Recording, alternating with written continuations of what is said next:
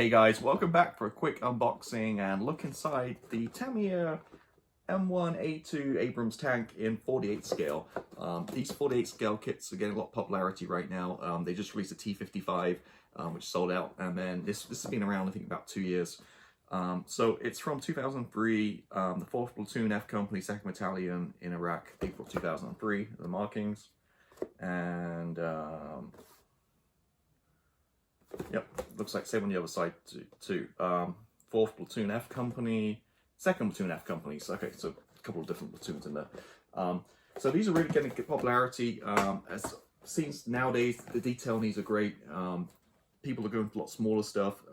Traditionally, people went for larger models, but the last couple of years, whether it be aircraft or armor, people seem to go a little bit smaller. Because you think before you went bigger, so you get that detail, but now the detail really comes in these smaller kits.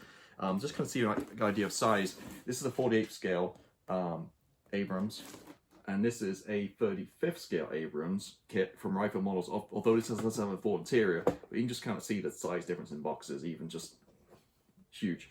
But yeah, these could be quick little builds, and you can really take time weathering and stuff, and they're supposed to have great detail. So I've not looked inside this yet. So let me, without further ado, let me switch the camera, crack this box open and see actually what you get inside this kit. Okay, so here we go. Here's the box. Again, it's the Tamiya, and it's 48 scale, and it's number 92. Okay, what? It's 32592 is the model number.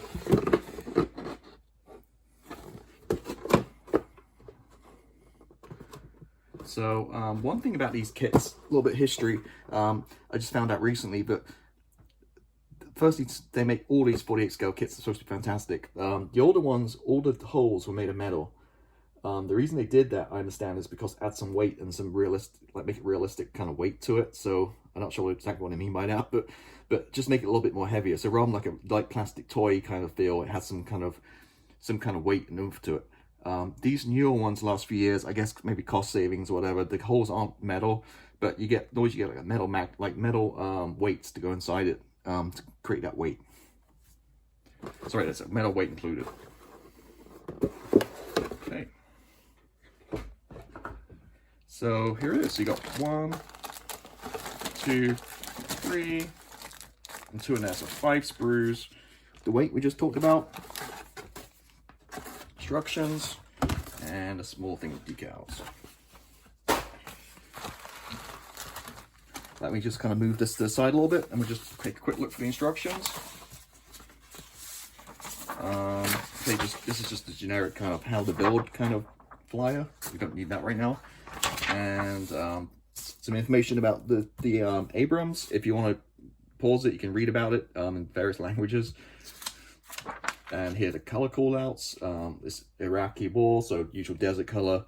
And then, like I mentioned earlier, a couple of different F Company, 2nd Battalion, either 4th Platoon or 2nd Platoon.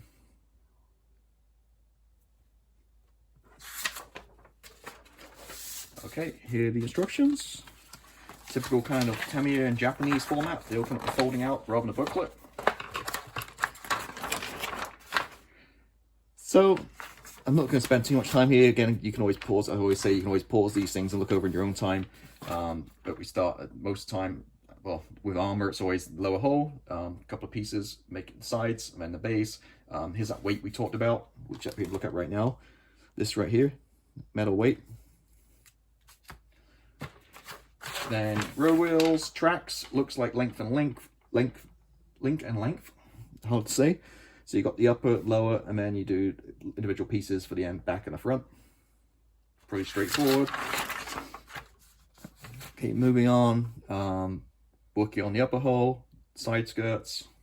I do like this one. My preference to the Abrams M1A2. I do like kind of the pure kind of lines of this one. I know they did a Tusk and a set versions and stuff with, you know, the extra armor on, but I kind of like just the plain kind of vanilla kind of look of this one. Okay, then attaching the upper hull to lower hull. Remember to make a few drill holes. Always forget these things, but yeah, make sure you do drill. It says make holes from outside. Okay, so that's nice. So if you do forget, then you can always do it afterwards, I guess. Drill a couple of things. Then you're working on the turret. Then looks like the barrel is it one piece? Looks like, we'll see in a minute when we look at parts, but it looks like a one piece barrel, which is nice, so no seam lines. Then working on a couple of the parts again for the upper turret. Flip this big thing over to the other side. Storage kind of parts on the side.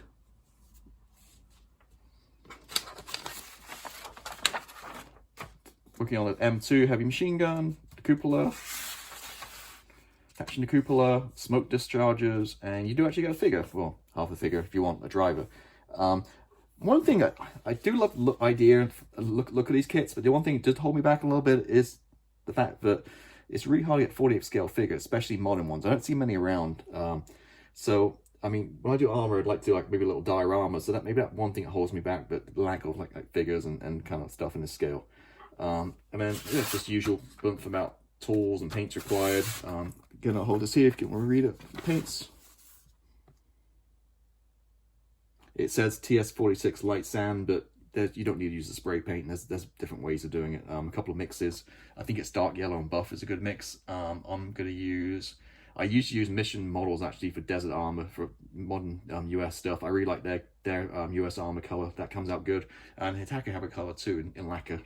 So there's loads of options. You don't need to use a spray paint for this. Okay, looks good. And let's get going for the sprues. So, typical Tamiya with staples. And also typical Tamiya in beautiful plastic, no flash, nice crisp detail. Also, they have the anti-slip texture on here, which is perfectly in scale. It looks really good. I think once it's painted and washed and everything, it's gonna look really nice. Even these other parts, again, more anti-slip. Yep, looks good, just like the 35th one so far. Okay, next one. These kits are nice too, as I mentioned earlier, because there's not... I showed you the box of the Ryefield one. That's got like a million different parts in it. It will take weeks to build it. Whereas something like this, you could put together in a weekend pretty easily, and then just really take your time on painting weathering. So those guys who like to, you know, really do the painting weathering stage, these kits pretty kind of lend pretty nicely to that. So, see all the suspensions kind of molded in. Yep, looks good. Quite a few ejection pin marks, but again, they're on the inside, so it's not a big deal. You're not going to see any of that. And again, the upper hole anti-slip, and you see different textures. I think the camera can pick it up, but beautifully, again, loads of nice detail, grills, grab handles kind of molded in. Yeah, and you can get an idea of the size too there. So if I kind of hold it to my map, actually my inches are this way, so it is about 6 inches long and just under 3 inches wide.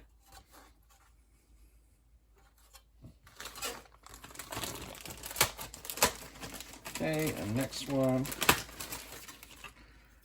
So this is the back, more of the storage kind of racking stuff. The barrel, once again, yeah, it is, as I thought, it's one piece, which is great, so no mold lines, no seam lines to take care of.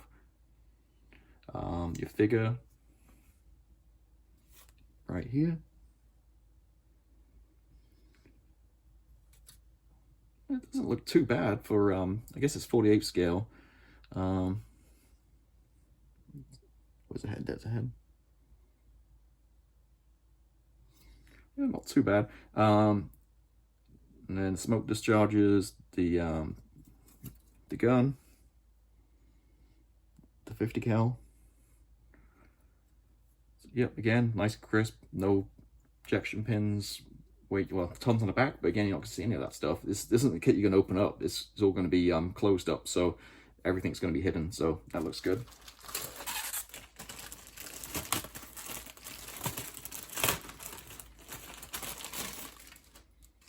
Okay, a few poly caps. It must be for the drive wheels and the idler wheel, and these are match pair, so obviously one for each side, wheels and tracks. So I'll put this one to the side.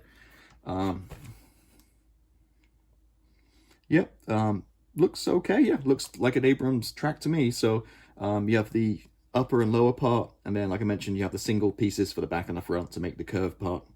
The rear wheels look pretty nice too. You can see the bolts on them. And another good sprue. So that is it. Well, apart from the decals, so you can see it's not too much to it. It makes a nice, quick, easy build. Nice mojo booster as well, if you be working a couple of big projects. The decals is armor, always with armor. It's not much. Just a few markings. It looks, that's okay. It's good. Good register and good color to it. Maybe a little thick, but that's always the way with the Japanese decals. But again, not too much, just really just unit markings and a couple other little things. So that is it. So that, again, that is the Tamiya 48 scale M1A2 Abrams. And I'm going to definitely build this one. I actually have a group build coming up later this summer, about action movies, and this has been a lot of action movies, all kinds of different movies, including Transformers and that kind of stuff too. So I'll be building that one up and you know, doing a lot of weathering and stuff, and really kind of making this one look good, hopefully. So come back to my channel, you know, in a little bit, and you'll hopefully see some build videos or some updates of this particular model. In the meantime, thanks everybody for watching. Thank you for all new subscribers. If you guys have any questions, as always, put them in the comments below. If you like the video, please put a thumbs up. If you want to see more, please subscribe. All the usual stuff. And until next time, have a good one.